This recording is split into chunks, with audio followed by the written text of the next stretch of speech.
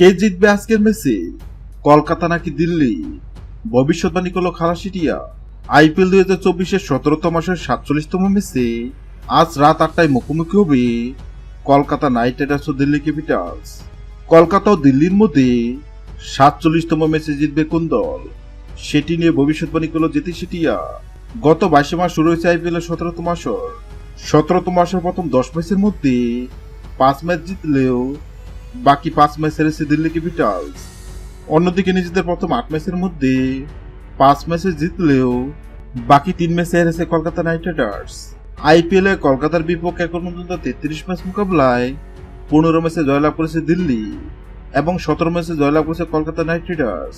সুতরাং বর্তমান ও অতীত ফর্ম বিবেচনায় দিল্লির চেয়ে এগিয়ে আছে কলকাতা নাইট রাইডার্স। আর এই দুই দলের মধ্যে আজকের ম্যাচে জিতবে কোন দল, তা নিয়ে ভক্ত সমর্থকদের মনে উত্তেজনা শেষ নেই। আর এবার এই দুই দলের মধ্যে 47তম ম্যাচ জিতবে কোন দল, সেটি নিয়ে ভবিষ্যৎবাণী করল জ্যোতিষিটিয়া। জ্যোতিষিটিয়ার সামনে দিল্লি ও কলকাতার পতাকা রাখা হয়, আর জ্যোতিষিটিয়া কলকাতার পতাকা তুলে এবং এটাও জানিয়ে দেয় আইপিএল এর 47তম ম্যাচে জিতবে কলকাতা। হ্যাঁ দর্শক, আপনাদেরকে বলছি, আপনাদের কি মনে হয় আইপিএল এর 47তম ম্যাচে কলকাতা নাকি দিল্লি, কোন দল জিতবে? অবশ্যই কমেন্ট করে জানাবেন।